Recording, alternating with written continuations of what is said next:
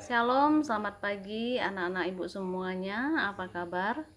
Kita bersyukur pada pagi hari ini kita masih diberi kesempatan oleh Tuhan untuk belajar bersama-sama pada pagi hari ini.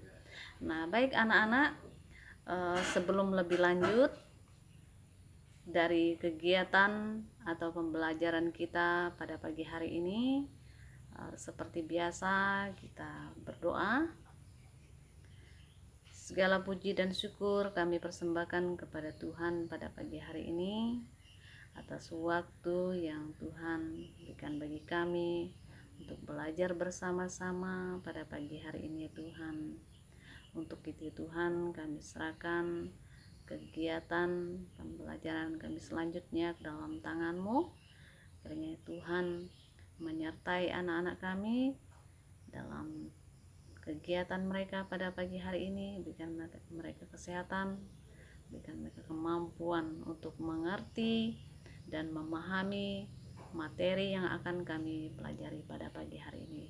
Terima kasih Tuhan, terima kasih kami serahkan waktu kami pada hari ini hanya di dalam nama Tuhan Yesus yang menjadi Tuhan Juru Selamat kami yang hidup.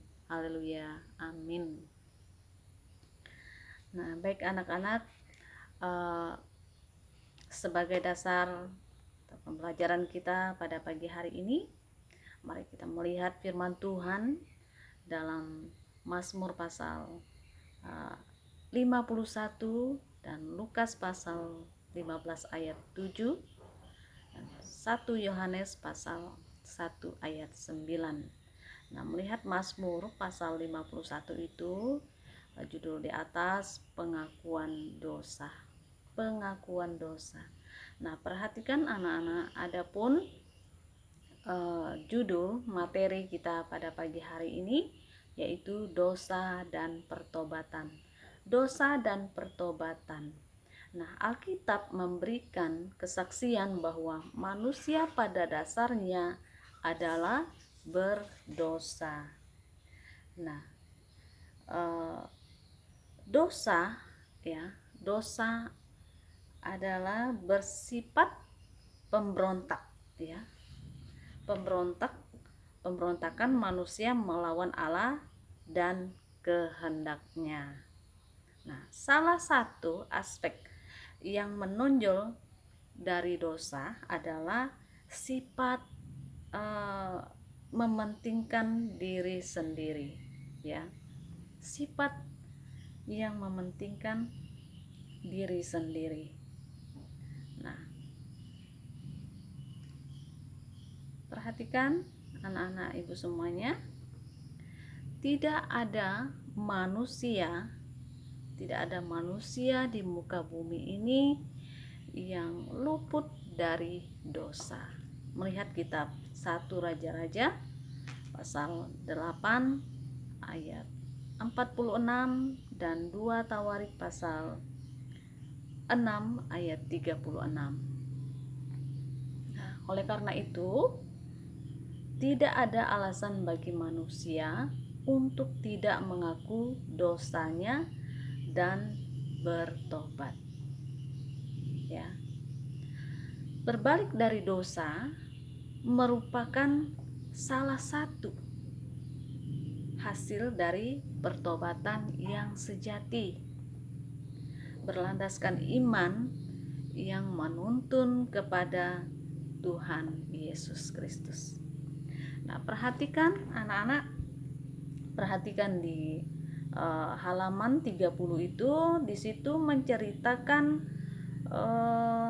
mengenai dua orang, ya, mengenai dua orang yang menunjukkan penyesalan atas dosa-dosa yang mereka lakukan. Nah, ada yang tahu siapakah mereka?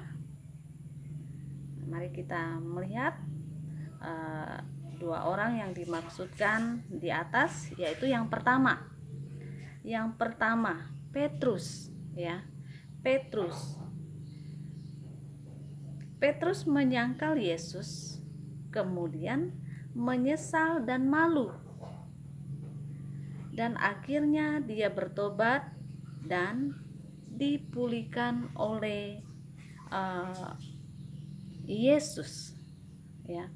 Bahkan Yesus meminta Petrus untuk mengembalakan domba-dombanya atau membimbing umatnya, ya, dalam Yohanes pasal 21 ayat 15 sampai ke 17.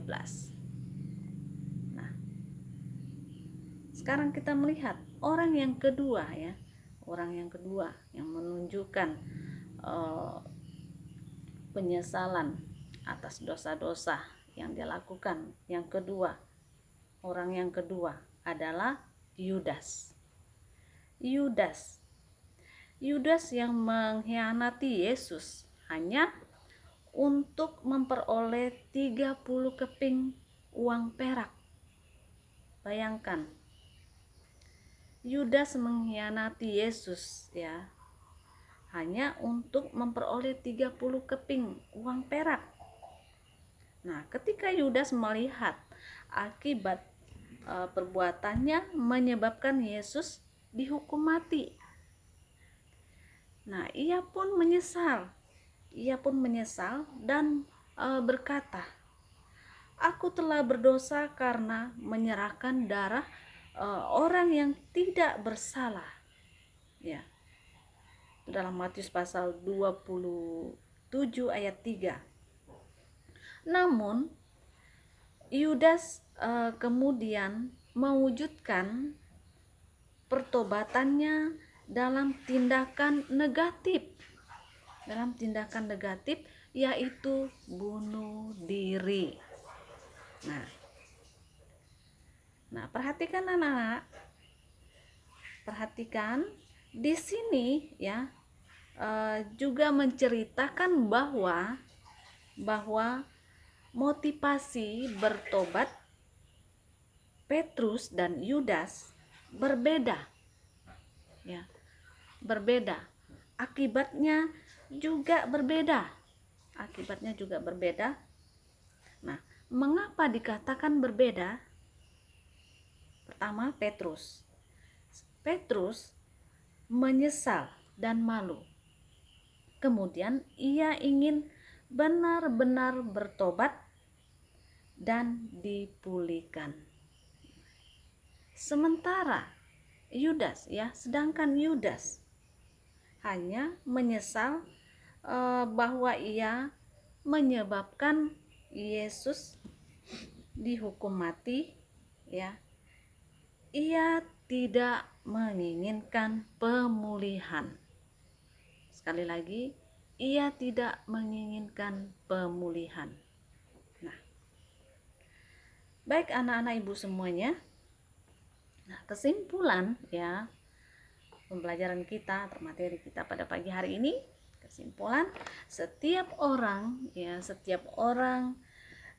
yang bertobat hendaknya memiliki motivasi supaya diampuni dan dipulihkan serta pada akhirnya diselamatkan.